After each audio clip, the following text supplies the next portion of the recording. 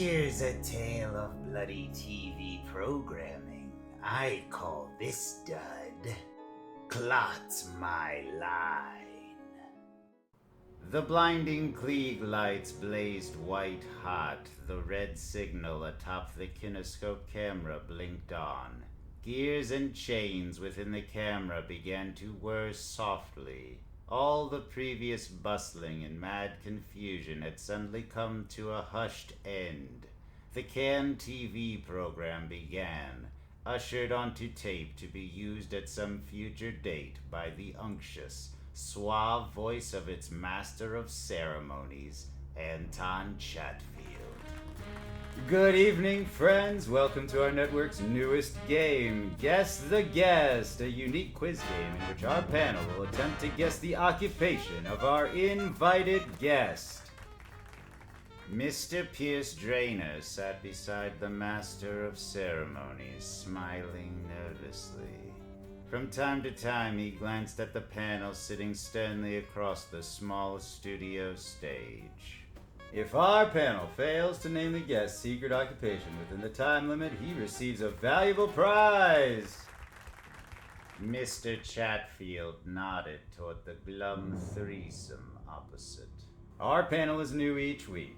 Guess the Guest is not a celebrity program. We believe it is more fun to have three, average people like yourselves match wits with our guests.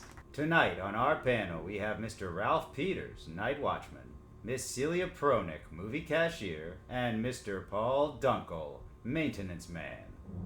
Now, panel, meet our guest, Mr. Pierce Drainer. Your job will be to discover Mr. Drainer's occupation, what he does. In other words, guess the guest. First, we'll begin with the wild guesses. Miss Pronick.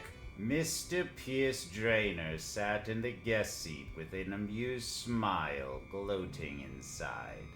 They'd never guess his occupation. It was something they wouldn't expect. Just to look at him. Mr. Drainer is a shoe salesman. Sorry, no. Mr. Peters? His neat outer appearance, his quiet voice, his rather meek air. There was nothing obvious about Mr. Drainer that would give his occupation away. Mr. Drainer was going to enjoy this. Mr. Drainer grows flowers. That's not it. Mr. Dunkel. Mr. Drainer is a plumber. They were all wrong, so very wrong. Mr. Drainer leered slyly at the humming kinescope camera, mocking the vast audience that would view this at some future time. And he remembered how he'd met Mr. Chatfield that night last week in that crummy little East Side gin mill. You are? Why, I'm an MC on a new TV program. How would you like to appear, Mr. Drainer? It's called Guess the Guest. I'm sure that your occupation would floor our experts. I've never been on TV. What's it like? I mean, the program. Well, Guess the Guest is a panel program, Mr. Drainer. Our panel has to guess your occupation. We kinescope it, put it on tape for a future rebroadcast over our network. Oh, I see. Because I'm very nervous before an audience. Oh, there's no studio audience at a kinescope tape, Mr. Drainer. Just the panel, myself, the cameraman, and you. Then I'll accept your invitation, Mr. Chatfield. I'd love to have your clever panel try to guess my occupation. Good. Just let me check my schedules. Yes. Fine. We'll take you next Tuesday night at 10:30 p.m. Here's the address. You're sure you'll come? Oh, I'll be there, Mr. Chatfield. I wouldn't miss this for anything. Mr. Drainer's thoughts returned to the present as Mr. Chatfield smiled. Sorry, none of the wild guesses are correct, panel. So we may begin the questions. We'll start with Miss Pronick. Mr. Drainer, do you deal in a product? The questions began innocently enough. Too innocent. Mr. Drainer impatiently egged them on. Mr. Chatfield seemed to be enjoying the proceedings. Oh, yes, Miss Pronick. A very fascinating product. Something we could hardly do without. I see. Mr. Chatfield had told Mr. Drainer he could ad-lib or embellish his yes or no answers if he cared to, so long as he did not deliberately lie. That was all right with Mr. Drainer. Is this a common product? I mean, have I seen it? I'm sure you've seen this product, Miss Pronick. Most everyone has. It's very common. They passed from one to the other, narrowing it down, getting to the heart of the matter. Mr. Drainer had helped them along, snickering to himself. He'd wanted them to get close, very close. And Mr. Chatfield had just sat back smiling. You say this is a liquid product, Mr. Drainer? What kind of a liquid? Well, it's a fairly thick liquid, Mr. Dunkel. An important liquid. I might say we could hardly get along without this liquid, this vital fluid. Mr. Drainer saw the sudden twitch of Miss Pronick's lips now as a clue leaped into her mind and her eyes widened in horror. Mr. Dunkel passed to her. Her voice was hesitant, fearful. Mr. Drainer, this, special, important liquid, that is it colored? Is it red? They leaned forward, hanging on his answer breathlessly, dramatically. Drainer hesitated deliberately. He looked to Mr. Chatfield, who seemed to be enjoying the uncomfortable turn the quiz had taken. Mr. Drainer licked his lips, being careful to keep them carefully closed, as he always did in public. Yes, the liquid is a deep, vivid crimson color. The color we are all so familiar with. The panel gasped in unison, exchanging startled glances. Drainer chuckled softly, whispering that old cliché to Mr. Chatfield, who nodded happily. They seem shocked, Mr. Chatfield.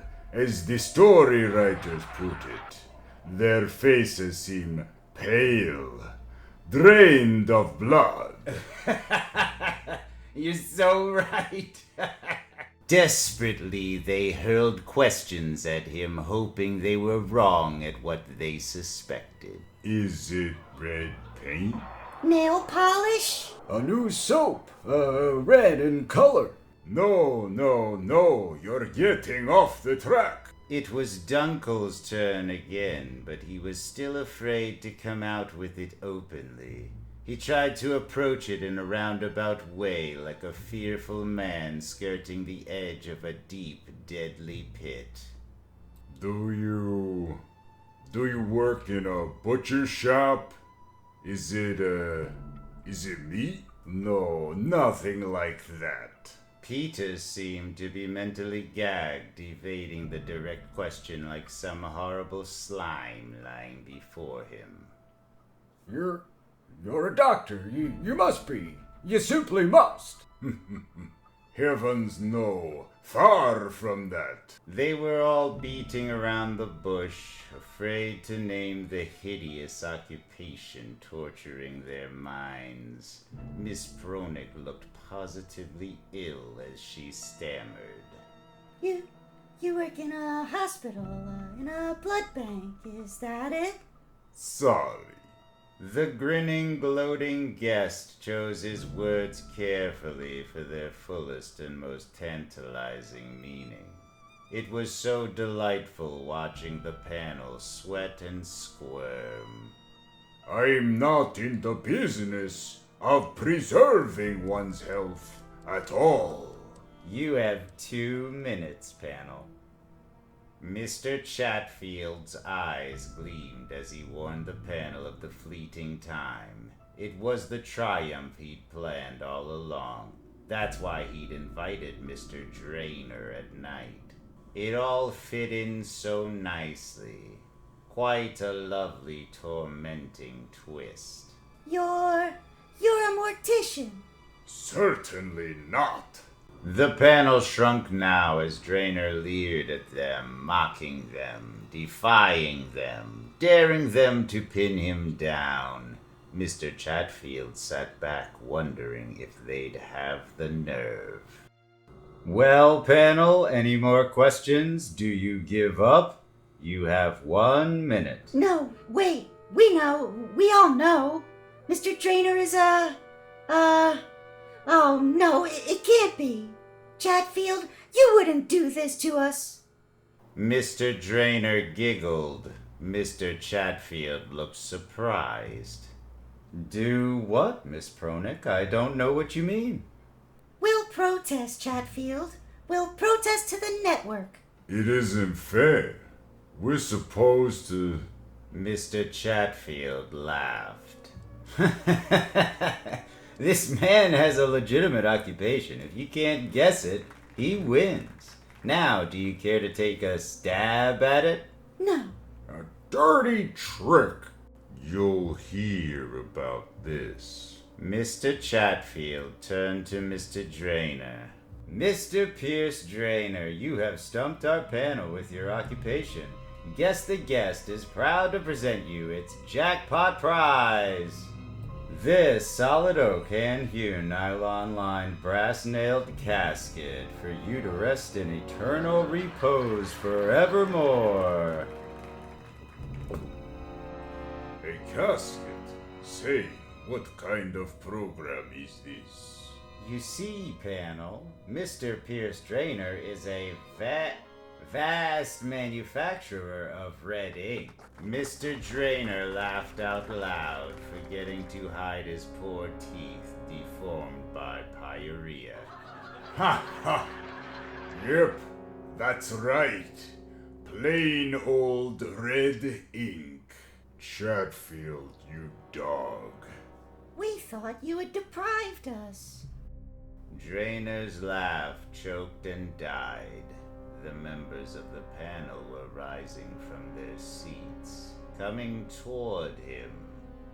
Anton, how could you? Letting us squirm through the whole awful thing. Oh, I couldn't resist. When I found out what he did, I just couldn't resist. Chatfield rose, standing over Drainer, and the cameraman, too, left his whirring mechanism to join the drooling panel members as they glided toward their invited guest. I knew you'd think for one horrible minute that he was one of us. Good Lord! They loomed over the ink manufacturer, hemming him in, their sharp fangs glistening in the white light from the hot cleans. You see, Mr. Drainer, we are the vampires. Oh, no! No! Ah! Mr. Drainer flailed as they bent over him, sinking their needle-sharp fangs into his flesh, sucking, gulping, drawing the scarlet life fluid from his weakening body. And just before the darkness closed in, Drainer heard Mr. Chatfield rise, wipe his bloody mouth, and close the canned show. Be sure to be with us next week when Guess the Guest is presented by the Supernatural Private TV Network. Our program at that time will consist of a panel of 3 average ghouls and another unsuspecting invited guest. Cute idea, eh, kiddies? Having a private TV network for the Graveyard Gallery? Of course, it's broadcast over UHF. That's ultra horrible frequencies. In color, too. All pretty flesh crimson and blood red. As for poor Mr. Drainer, well, he got to use the prize he'd won sooner than he expected to. And now the old witch awaits with her morbid mess cooking in her cruddy cauldron. By the way, did you join the EC Fan Addict Club yet? Lucky. Bye now.